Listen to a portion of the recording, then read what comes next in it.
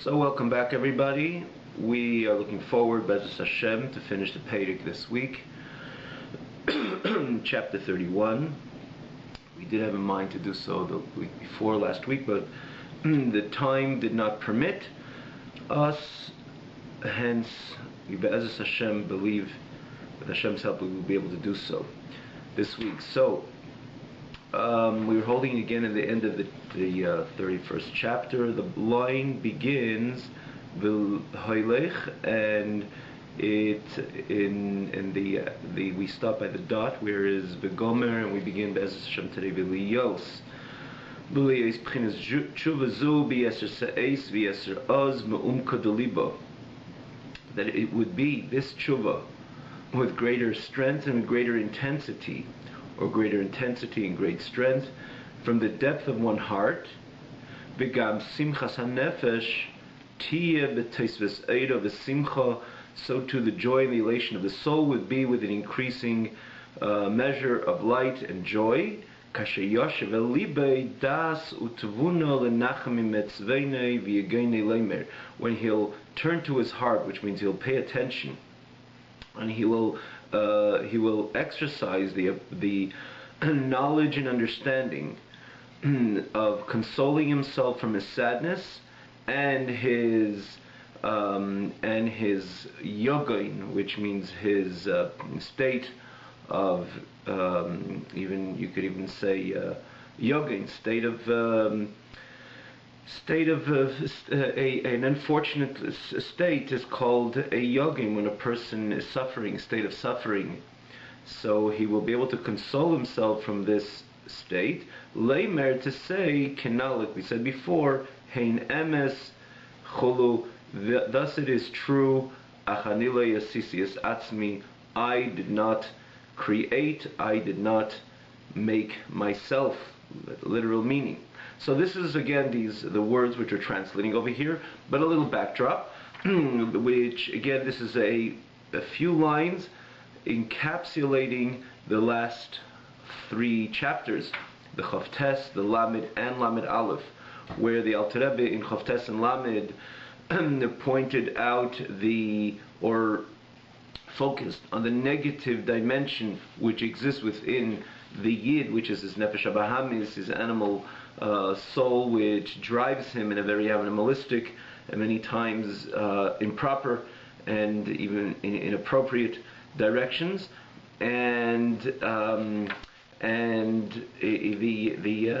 one of the things the Alter Rebbe points out in Chavtes, how do we deal with it, additional to combating on a constant level the Nefesh HaBahamis, but focusing and understanding Nefesh HaBahamis, it's all about chutzpah, gaiva, haughtiness, audacity, which it rises itself over the pure message of the Nefesh HaLekis.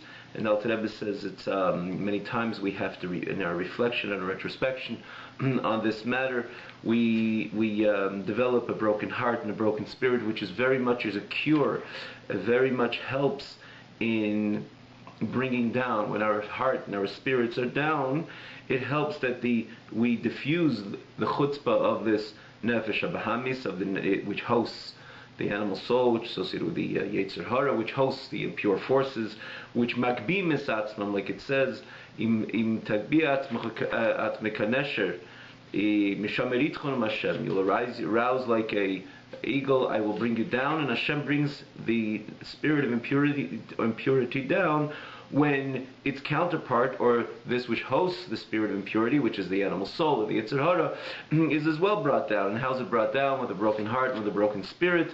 Yet, and again, this is in the last few chapters, yet in the end, in the Lamed Aleph, in the beginning of Lamed Aleph, the Alter Rebbe says, you just understand that it doesn't contradict men serving a Kadosh Baruch Hu with a constant expression of joy and gladness of heart and elation and so on, because man has the ability not to mix the two, to understand that later even Alter Rebbe uses lashon, it could be even simultaneous, based on Isaiah,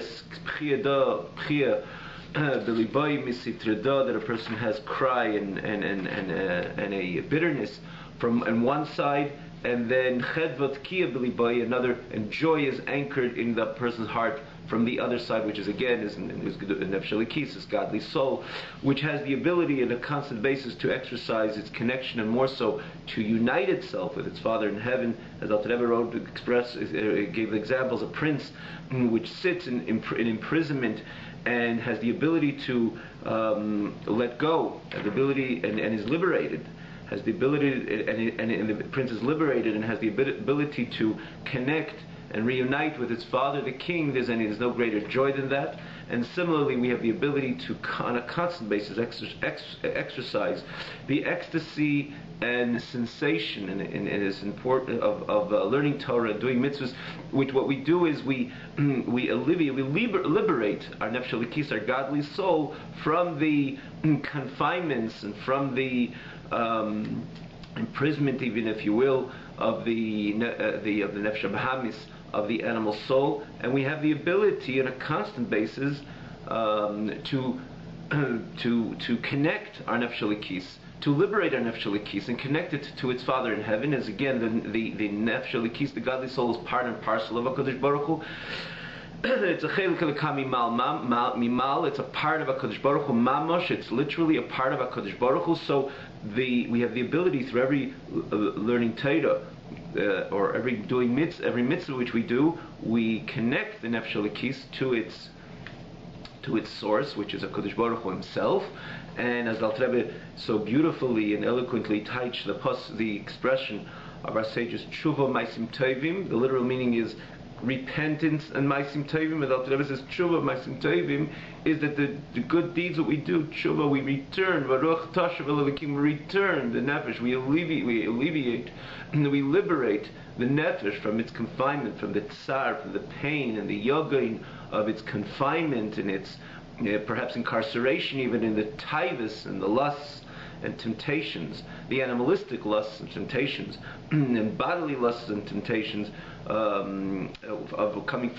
stemming from the animal soul, which constantly offers and constantly tries to capture man's attention, and in order to implement all the animalistic desires. So it's the nefesh elikis is in a incarceration, but we have the ability, tshuva, a constant ability, in a constant basis, because nothing is stopping from us from learning Torah, nothing is stopping us from doing mitzvahs on a constant basis. We have the ability to bring back, to return the chelik Hashem, which exists within us, the part of HaKadosh Baruch Hu which exists in us, to its source, to its root, which is HaKadosh Baruch Hu Himself.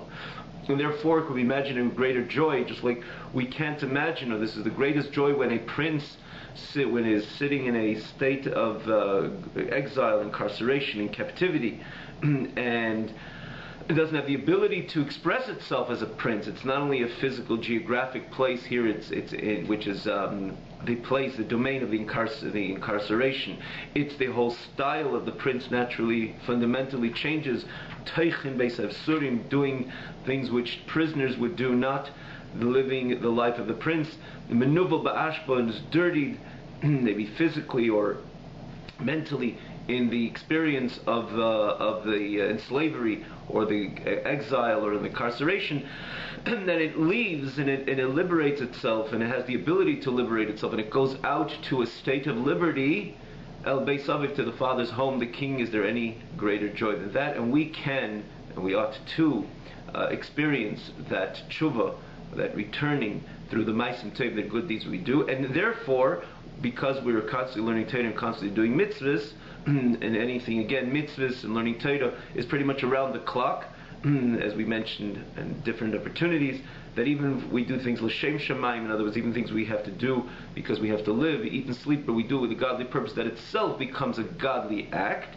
So a yid has the ability to constantly maintain that simcha, that joy, which is associated with the tshuva, in this case, and with this explanation, the returning, the constant experience of liberation and freedom of the nefesh elikis, of the godly soul, in its unifying, in its unity with its Creator, with the King, with HaKadosh Baruch Hu. And in the same token, despite, again, he's not a tzaddik, he's a beinoni, as we mentioned, and a beinoni always has the Yetzer Hara. The Yetzer Hara is always, by the beinoni, in full tact. and Yetzer Hara, together with Nefesh Bahamis.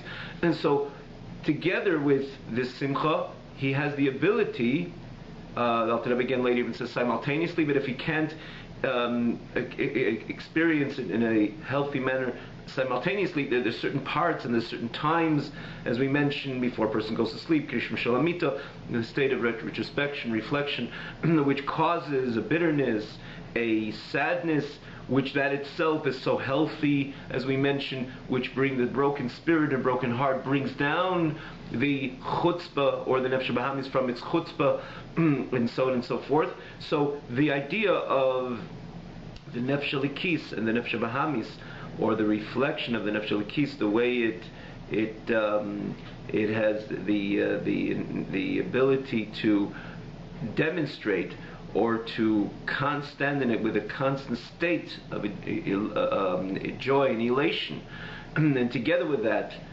to express that bitterness, which again diffuses the audacity or the audacious presentation of the nefesh bahamis, can again go hand in hand.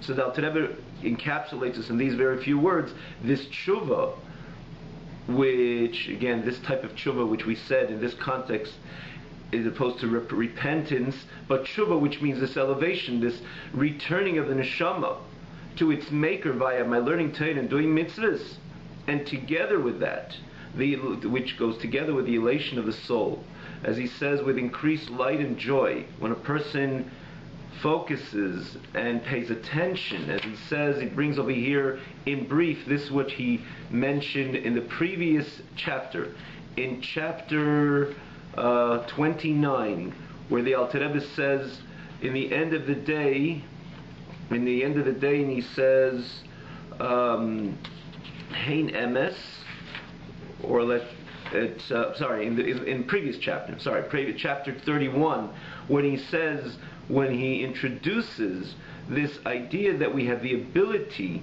to stand with a constant joy and elation, and the Alter Rebbe says, Hein emes, true from the perspective of my animal soul. You could look it up in the chapter 30, in the middle of the center of this very chapter, which is chapter 31, and the Alter Rebbe, which one of the points of reflection with Alter Rebbe launches this notion of the person, the ability of the Yid to stand with a constant simcha, and a constant expression of joy, because he says, I didn't create myself, and certainly from the perspective, or rather, as he says, Hein emes, certainly,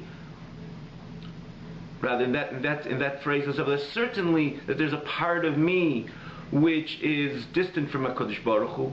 There's a part of me which is disgusted. This is a part of me which is abhorrent, which is again the animal soul, the Yetzer Hara, which its presentation is so absurd.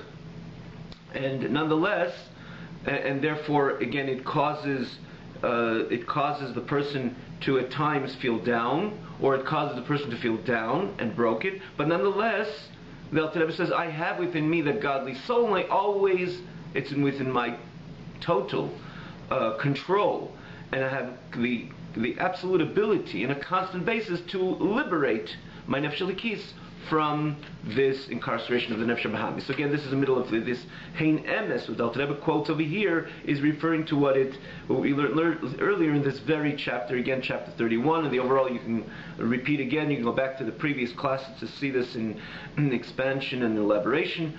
On Kosher Tube, you click, which again hosts this class, you can click on the link in the Tanya, and you have the previous classes, or in a more organized manner, and I say this because it's a website which is solely devoted to this class, which is the Tanya Online, and again, namely the advantage that it has the text, the full text, and one can see it in the previous, all these previous classes, which are up pretty much just in a few hours after it's up on Kosher Tube. So again, it's TanyaOnline.com, that you can see again this Hein emes with the Alter Rebbe quotes over here, together with all the previous classes. But focusing on this quote, this is the middle of the chapter 31, this very chapter, where the Alter Rebbe says Hein emes. In this case, the Alter Rebbe, Hein emes means to say, true, there's a part of me which is distant from Hashem, yet I have a neshama, and I have the ability always to exercise the neshamadikite, which means to bring out the purity of the neshama, or take my neshama out, alleviate the neshama, my soul, from its incarceration, liberate its neshama from its incarceration, and bring it back to the King, the Father, the King, via again every Torah which we learn, every part of Torah which we learn, a piece of Torah which we learn, and every Torah experience, every learning Torah experience, and similarly performing mitzvahs. This is what I accomplish. And he goes on, another thing he says over here, that I did not create myself, and therefore as much as the fact that I have this struggle, and many times in my serious Avodas Hashem, or my Avodas Hashem, one's Avodas Hashem as a serious Jew, and especially he knows that again he's a Beinani.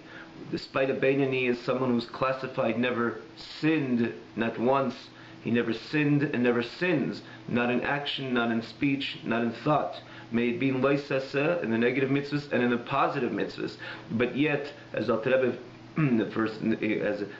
so in this Sefer of Beinanim, Sefer Shel Beinanim, so clarified the Beinani, that despite he's someone who lay over v'leyaver, he never sins and he never sinned and he never sins. Yet his Yetzer Hara is in full tact, his Nefesh Bahamis is in full tact, and therefore there's the constant conflict. And then he consoles himself from this sadness and this pain via introducing this which Alter Rebbe introduced, the Heinanis, which we mentioned before. I have a neshama and I have the ability to uplift myself via my constant exercising my connection to HaKadosh Baruch Hu, by learning Torah and doing mitzvahs. Here the Alter Rebbe again says, in this state of consolation to the Beinani, again, namely the Beinani, because again a tzaddik has transformed of the Yetzer Hara. He doesn't have a Yetzer Hara became like it's a Teiv Mamash, as we explained what that's supposed to, what that means. He transformed his Nefesh Bahamis, his animal soul, the Avodah of the tzaddik. He got rid of it, or he transformed it. The difference of the tzaddik v'tevli, tzaddik v'rali. But we're dealing with the Beinani, which needs this constant consolation. So here the Alter Rebbe adds a new dimension. I am not the one who created myself. If I would be the one to create myself, it would be my fault. I would be faulty. I would be culpable in being part of this, tormenting in a conflict. But nonetheless, I did not create myself. HaKadosh Baruch Hu created me. He gave me an Nefesh Bahamis, an animal soul, and as long as he decides I'm not going to become a tzaddik and I'll be a Beinani, I will remain with this conflict. But because I'm not the one who created myself, therefore it's a partial, or it's a type of consolation over here. And there the Alter Rebbe goes on and says, why did Hashem do so? Why did Hashem do so? Before we go on, after the dot over here, I just want to mention this. We mentioned this a few times, but as I repeat it, it could be always confusing. We say the Beinani never sinned and never sins and never will sin. Does it mean, perhaps by definition, and that's the definition of the Beinani, that says if someone has sinned even once in his life, he can never be the Beinani. But again, you can go back to the previous classes and see, chas v'shalom, God forbid, that one should even think so. The Avodah is to be the Beinani. If even a person was not on the level of Beinani, he has sinned in the past, yet one to draw himself. You can see this in the to be a Beinani. You can see the explanation, how do you reckon the reconciliation between the two in the chapters 14 and even 12, where we dealt with the Beinani. So let's go on over here. Why did Hashem do so? Again, there's a continuation. I didn't make myself. HaKadosh Baruch Hu did this. But why did Hashem do this? Why did Hashem to take a part of himself and bring it down, to bring this part of himself down, to descend a part of his great light, the light which is memali v'seviv kolalmin, the light which is again a light of HaKadosh Baruch Hu, which is HaKadosh Baruch Hu himself is one who fills the Eilamais and is the chayis and the source of vitality to all the specific and intricate created entities, created beings in this world. And then Seviv Kalalmin, there's the dimension of HaKadosh Baruch Hu which it transcends all that.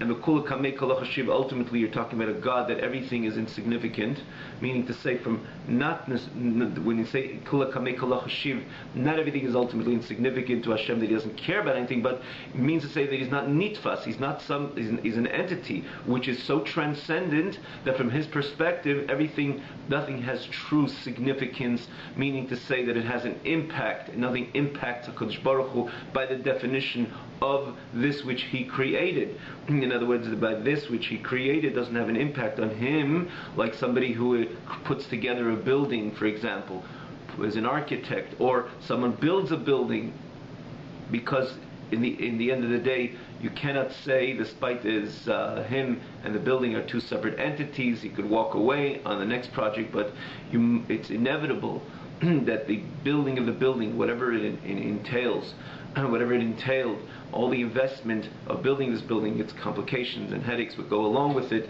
even he's 100% successful to do exactly what he had planned to do, and everything worked out just so, nonetheless it had an impact. The whole experience or the building, it has an impact on him, because one invests in this which he does, and because one invests in this which he gets involved with, so invests part of himself. Inevitably, in every single project, maybe big or small, some type of impact it has, and many times what we do have a great impact on us. Conversely, when you're dealing with HaKadosh Baruch Hu, despite He created this world, He's Memali Kol Almin, and He's Seviv Kol Almin, nonetheless, even deeper than that, Kula Kamei Kol Chashiv, it's all insignificant, because HaKadosh Baruch Hu B'Chvei Ve'atzmei transcends, transcendent of that. Now, these are terms, I'm saying this very briefly, but to see the exact these terms, Memale, Seviv, and Kula Kamei Kol Chashiv, which means this is the part of HaKadosh Baruch Hu which invests in creation. Seviv Kol Almin, circles, but doesn't mean physically circling Kol Almin, but it means the part of the dimension of HaKadosh Baruch Hu, the way He's more for Himself, by Himself, transcendent of the investment in the intricate details of creation. And then Kula Kamei Kol Chashiv is perhaps even a deeper level, that everything is completely insignificant in the face of HaKadosh Baruch Hu, which is again the most deepest part of HaKadosh Baruch Hu. Again, these three terms could be found in the third chapter, towards pretty much, I would say, the first third of the third chapter, which again, in detail, we took the time then to explain this in detail, these three terms attributed to HaKadosh Baruch Hu,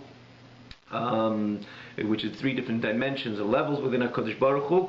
And again, we took the time to expand on it, so you're more than welcome to look at the past classes. And again, probably easiest way to access it is on tanyaonline.com, and you have all the classes lined up, and you can see the chapter 3, probably there's a few classes there, but you can easily find it. So why is he repeating all this over here? Because he's trying to say that which part of HaKadosh Baruch Hu, from where does the neshama come from? You could say everything is part of HaKadosh Baruch Hu.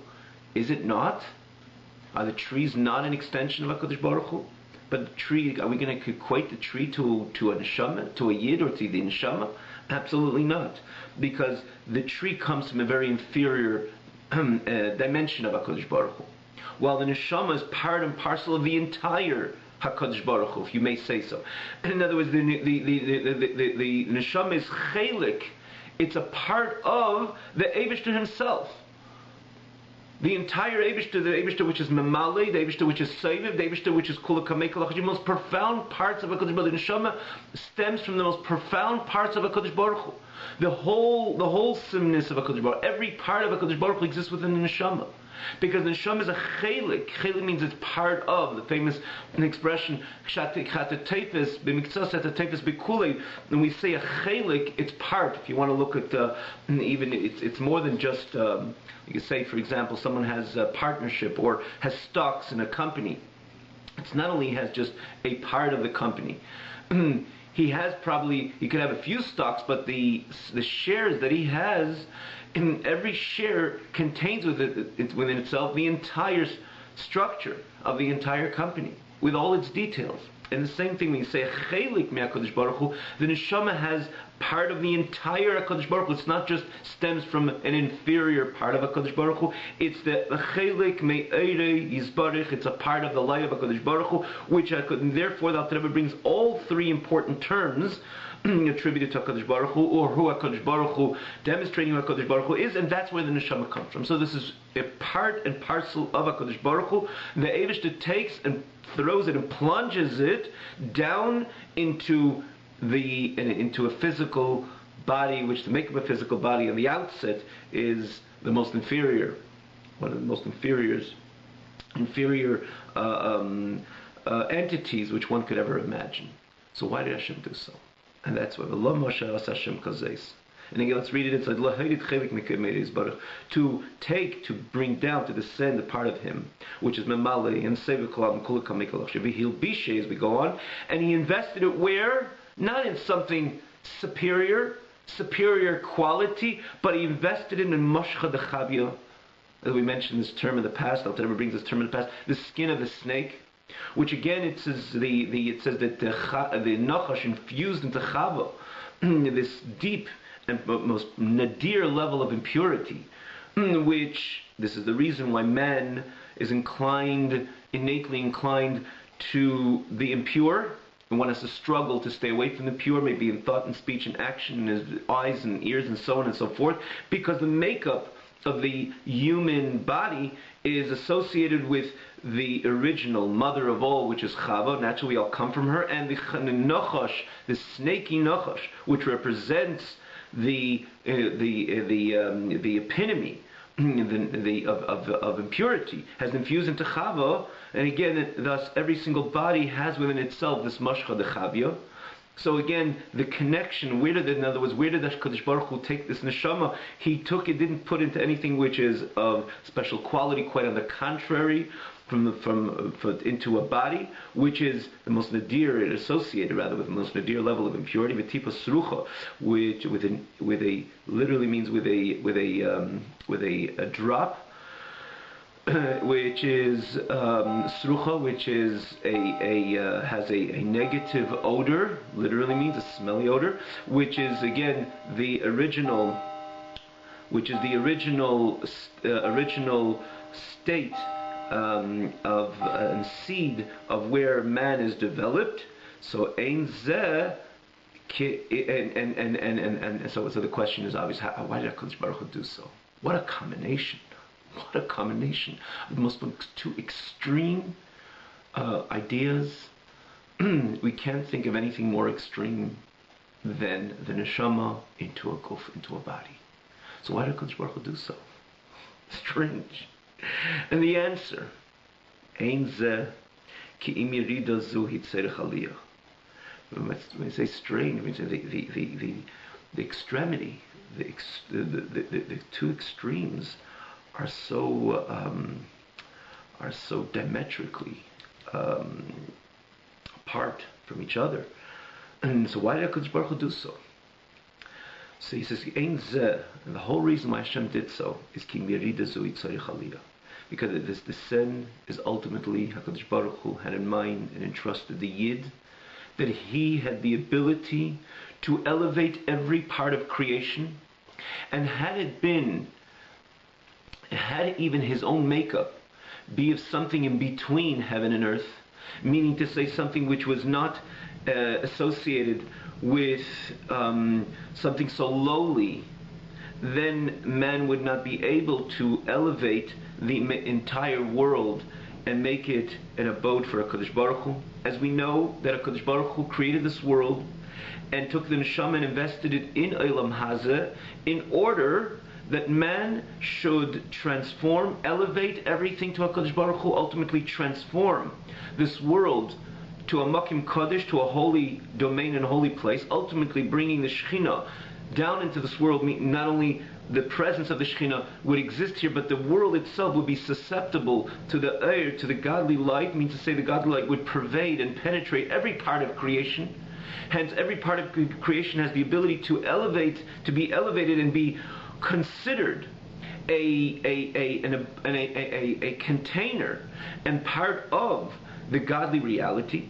So God put the neshama in the most lowest entity which can ever exist, the most nadir and lowest entity which can ever exist, in order that when you lift up, when ultimately when the neshama fulfills its mandate, everything is going to be lifted. For example, if you want to elevate a building or elevate it something grand, you'll put the elevator something or this which you're using, the tool which you're using to elevate, you're going to put it in the middle of the building or in the middle of this structure which you're trying to elevate. The bottom part will not be elevated, it'll remain. You could elevate a significant majority of it, but you're not elevating everything. So what you do is you put it in the lowest level, you put this elevator, so to say, whatever that particular, the name of that tool is, this which elevates.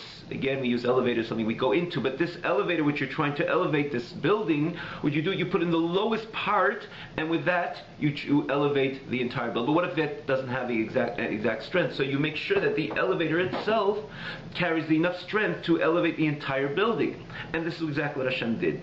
To put the neshama in something which is kind of mediocre, something which is not that impure, it doesn't come or is not associated with the lowest levels, then part of Elam Hazar is elevated, part of the guf, the body is elevated. Again, if the makeup of the body would not have been associated with something so low, that would have been elevated. But what if things which are lower than that, inferior than that, would remain as a tachton, remain unelevated and impure, remain with its impurity, remain with its original state. Again, an entity which is not elevated to HaKadosh Baruch Hu. And what did HaKadosh Baruch Hu want? The entire Olam Hazeh to be elevated. Everything within Olam Hazeh to be elevated, which we know generally this is the mandate of a Yid, which is, we don't need to look far, this is associated with the significant majority of the mitzvahs which we do are associated with the physical world. Our religion doesn't consist of isolating ourselves and sitting on a mountaintop and pondering and meditating and express its in a state rather of meditation and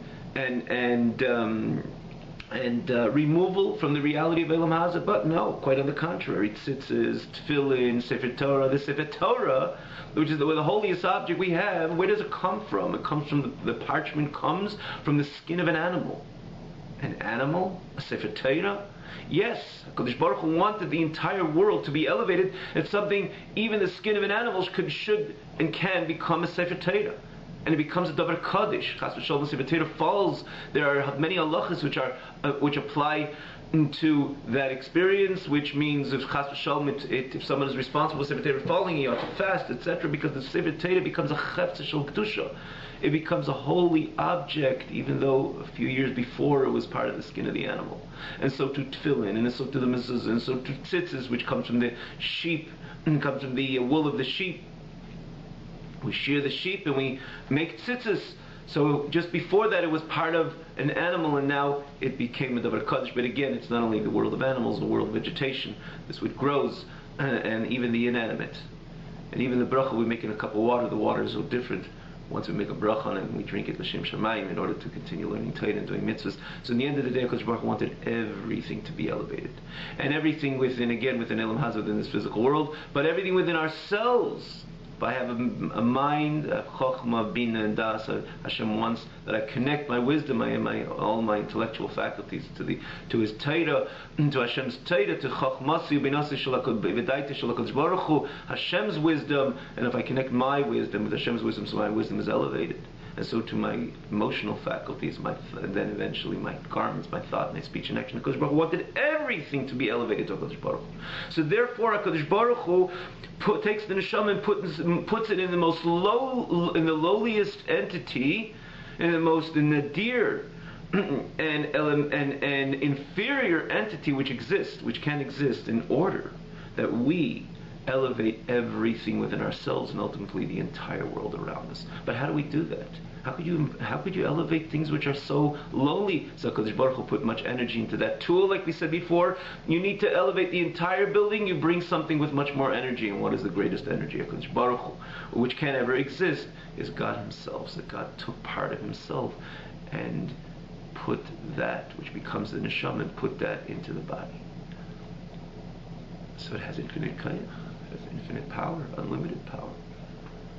The Yid has unlimited power. There's nothing. A Matzer Bad. The Yid has unlimited, infinite power to do as he wishes. Naturally, in the context of Avodas Hashem, because he has part of HaKadosh Baruch Hu, just like HaKadosh Baruch Hu, Hayipolim Hashem Dover, because anything, would anybody think anything, but when it comes to HaKadosh Baruch Hu, that he's limited and he can't implement this, that, and the other, because Baruch Hu can do everything. And HaKadosh Baruch Hu took part of himself, which becomes the neshama, and invests it in this lowly entity. But again, this is all Yirida Zu, this descent is Tzedek Aliyah, for the sake of an ascend, lahalis lashem, to elevate to HaKadosh Baruch Hu kol nefshech hayunas habahamis, even the animal soul.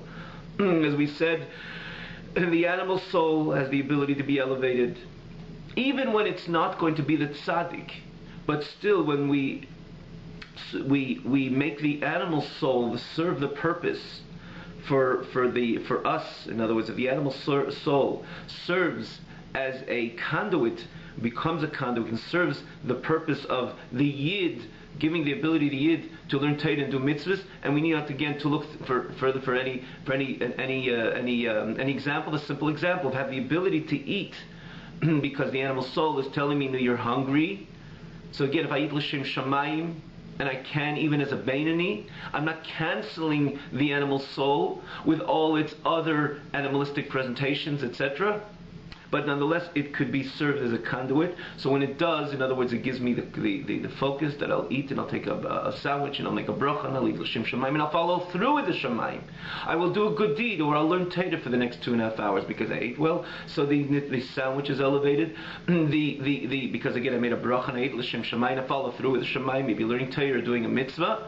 But not only that, the nefesh bahamis is ultimately elevated, because it is what brought the person to eat that sandwich, which is signal to the person to eat the sandwich. So in the end of the day, my animal soul is being elevated. And the animal soul comes from Klipas Mega, because as we mentioned again in the earlier chapters, namely in Ches or Zayin or Vav, those chapters, the difference of Zayin, the beginning of Zayin, the difference of Klipas Nega and Shalosh Klipas Atmei. So we know that only Klipas Nega can be elevated. We're not going to elaborate over here. We expanded on this idea very much. Again, you could look it up right on that very same site. In Peirik Zayin, the difference of Klipas Nega and Shalosh Klipas Atmei. Not everything could be elevated, only something which is associated with Klipas Nega, not Shalosh Klipas Atmei. One cannot say, I'm going to eat a non-kosher piece of meat, God forbid, and learn Torah for 3.5 hours with the koyach which I ate that. So not only you're not elevating the meat, it's bringing you down in your whole neshama, because that's an area which is totally impure. There's no neutrality there. And one has to stay away from it. Like Torah says, do not eat it. And that's the way, again, we connect ourselves to HaKadosh Baruch Hu via the not, the laisaseh. And as it's explained, and even later the Alter Rebbe will explain it, Lamed Chazayin, Lamed Ches, Lamed Tes, etc. A little more, starting from Lamed Hey, as he elaborates on the whole notion of Kimat Torah mitzvahs, the positive, the negative. We have not gotten there. Can't send you there at this time. But as Hashem, we look forward to go on this new wave of information, starting from Perek Lamed Hey. Be'ezrat Hashem. So again, this is elevated, the body, the nefesh hayunis, even the animal soul, which comes from Klipas Nega, v'chol v'usha, and all its garments, may be mechshava, dibur, ma'isa, the thoughts, the speech and actions, shelo, even of the animal soul of the Islav Shusan. Through this, with the thought, speech, and action of the animal soul, invests in the action, speech, and the thoughts of Torah, like we explained later. The Alter Rebbe in his brackets alludes to what we just mentioned, that later from Lamed Hey and on, there's a new wave of information, which the Alter Rebbe in detail explains the whole purpose. Why my connection, or in other words, why mitzvahs Torah, and namely my investment, it's my performance of the mitzvah, my dibur, my machshava, is the ultimate purpose. In other words, investing in Torah mitzvahs, why that's the ultimate purpose of creation of the world, which briefly we alluded to this, or we touched upon this in this very class. So again, this is the aliyah to elevate my entire animal soul and all its garments, its thought, its speech and action, through its investment in action, speech, and thoughts of Torah. And because this is the aliyah, so this is part, and again, this is the reason, this aliyah, this elevation, is the reason for which the neshama entered into this world. And this is the reason why HaKadosh Baruch Hu created the entire world, and the neshama, big guf, should ultimately learn Torah and perform mitzvahs. So this is part of the consolation of to the yid, to the struggling yid. This is part of the consolation. I did not create myself. HaKadosh Baruch Hu orchestrated all this. He has an objective, he has a goal. And therefore, why does this console me? Because once I put this in perspective, that I'm not the one who created myself, HaKadosh Baruch Hu had a plan to take the most holiest entity, which is part and parcel of himself, a chelik elokami mal mamash, part of HaKadosh Baruch Hu, and invest that part in a guf, in the lowliest entity. So, and because he had a plan. So once I know that this is all part of his plan, it's not just by random, by chance, I ended up in this dead end and I don't know how to get out of it.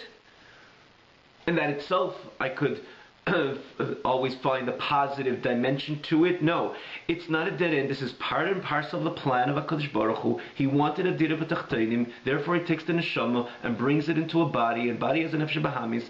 Most of us are Beinani, our Vaida is to be the Beinani, and the Beinani has an Yetzer Hara and has an Nefesh Bahamis, and it's a full tack, but yet every piece of Torah I learn, I take my machshava medibur, my thought, my speech associated with my animal soul, or the energy, which again, the animal soul is this which is the energy which keeps me alive and allows me to think, to talk, and I take that machshava and dibur and invest it into the thought and speech of HaKadosh Baruch Hu's Torah via the instruction naturally and the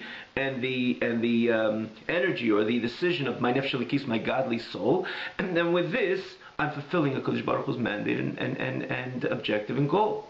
I'm filling my mandate rather than HaKadosh Baruch Hu's objective and HaKadosh Baruch Hu's goal. And so too my Maisa, which again, where do I receive my physical strength? My physical strength is coming from my nefesh, which that is that very nefesh bahamis. And with the decision of my nefesh elikis, I'm taking that strength, I'm taking that action, and I'm investing it in a mitzvah, because that's Maisa of Torah, that's Maisa of HaKadosh Baruch Hu. And with that, I'm making a HaKadosh Baruch Hu dira b'tachteinim, a dwelling place in this world. With that, I'm fulfilling HaKadosh Baruch Hu's objective, HaKadosh Baruch Hu's goal, why He created the entire world. So He orchestrated all that whole scenario He orchestrated in order for me to do so. So that's part of the consolation. Because therefore, when I look at it from that perspective, in Cain, Ephes, we continue, Ephes zeis esa, thus this is what I will do. The zeis tiv kol magamasi. When I put in this perspective, and I look at it with this sense of clarity, that this is what it's all about. If this is what it's all about, this is what I'm going to do, this is what I'm going to invest in, this is going to be my entire aspiration, kol yemei cheldi, all the time that I have to myself. In other words, all the time that Hashem gives me in this world. And again, that I'm going to invest every part of my life, every fiber of my life, my energy, my spirit and my soul, in implementing this, my mandate, in bringing about, actualizing, implementing, materializing the objective and goal of HaKadosh Baruch Hu, as He wanted a dira, not bo'el yonim, a domicile, a home, an abode, not in the spiritual, not in the superior, but precisely b'tachteinim, in this very physical world with these struggles of the nefesh bahamis. So once I know that, that is going to be my entire investment, my spirit, my soul, like we say, Lecha Hashem nafshi yasa, and that to you, HaKadosh Baruch Hu, I will exalt, I will elevate my soul, which means I'm not going to only to do it with the inferior, the inferior parts of me, with this which is not where my spirit and my soul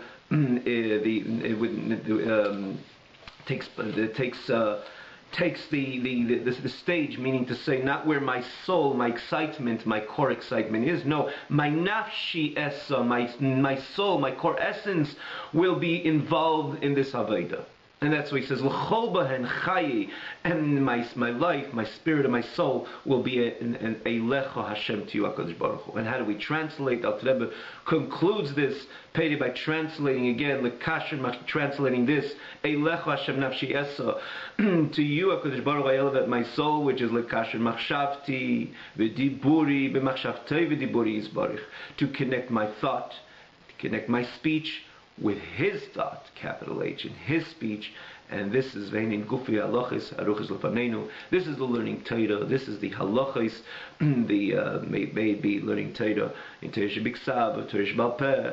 But Gufi Halachis Aruchis Lefanenu, which is again the ultimate inyan of Torah, is the Halachis Shebetera Kol Hashem Halachis B'Chol Yeh Muftach Leishu B'nei Olam Haba. So Alter Rebbe is really not negating another part of Torah, but namely he's mentioning over here where's the real machshava v'dibur in Torah is when there's the learning the gufei halacha isaruchas, because that's the dibur of HaKadosh Baruch Hu. HaKadosh Baruch Hu wanted the Torah to be combed, the Torah, the Talmud, and the all of Torah Shebal Peh to be combed through, and eventually the way HaKadosh Baruch Hu, what HaKadosh Baruch Hu had in mind in this information to come to the surface, which this is again by definition the halachas, which are presented in front of us. This is the gufei halachas which are presented in front of us, and that's what I connect myself to, together with all the other Torah that I learned, with the gufei halachas haruchas b'neinu, because that's the dibur of HaKadosh Baruch Hu, and that's the machshava, the thought of HaKadosh Baruch Hu. And so too, if I have action, where am I going to invest my action? Maisa, again, dibur, because we know part of learning Torah is not only to understand it, which is associated with thought, as the thought becomes a garment to my intellect, but also to verbally utter the words of Torah. It's part and parcel of the mitzvah of learning Torah. Chaim hem l'metzeim b'peh v'dibarta b'm, speak Torah. Chaim hem, when do you extract the real life, is l'metzeim, when you verbalize, you utter the words of Torah. As we know that you go into a yeshiva, it doesn't look like a library, people investing their minds, but they speak it out loud because this is again part of the way, part of the by definition of the mitzvah of Limud Torah is to speak the words of Torah as well. So again, he says when he speaks about Torah, he speaks machshavti v'diburi, my thought and my speech, in thought and speech of HaKadosh Baruch Hu. And so too, he goes on to the third garment, b'chein ma'isa, my actions, the ma'isa ha mitzvahs, and the actions of HaKadosh Baruch Hu's mitzvahs, which is the mitzvahs which HaKadosh Baruch Hu ascribed to each one of us, the mitzvahs hasei and the mitzvahs laises, and the positive and negative mitzvahs. And therefore, he says, Tikreis Torah. Therefore, Torah is called Meshivas Nefesh, this which returns the soul. Alter Rebbe goes back to this which we said before, but Alter Rebbe adds this notion of Meshivas Nefesh after this last part of the, if you will, even the puzzle, or part of the last dimension of consolation to the Yid, how this is all part of Hashem's precise plan. So he says now we can understand as well, it adds in flavor this which we mentioned before, that in the Pirush, in the explanation to Tshuva Maisim Tevim, not only the simple Pirush of Tshuva being repentance, but the Maisim Tevim as Tshuva, returning the neshama to its source. This is also why the Torah is called Meshivas Nefesh, which we say in the pasuk, and which is a pasuk that it's that Torah is called Meshivas Nefesh because it brings the soul back Limkeda V'Sharsha, to its source, to its root. And Balzen Amar, and this is what it says. And this is Nemar. This is what it says. Pikudei Hashem Yisharim B'Samchei Lev. The mitzvahs of HaKadosh Baruch Hu are so straight, naturally associated with the Yashar of HaKadosh Baruch Hu, but namely, what Alter Rebbe is bringing over here, this pasuk is Misamchei Lev. They bring joy to the heart, because there's no greater joy when the prince has the ability to unite itself with the melech, with his father, the king. So too the neshama, with all its itzavin and yogin, because it has to deal and has to battle with this nefesh bahamis. It's always on the arena, especially the Beinoni, which never gets rid of nefesh bahamis. He could conquer it and he could reduce it in different levels, contract it at different times, contract its energy at different times, but he never gets rid of it. But when he focuses and he understands that this is all part of God's plan, to take this great neshama and put it into the guf with the package of the Nefesh Bahamis and should invest in the animal soul.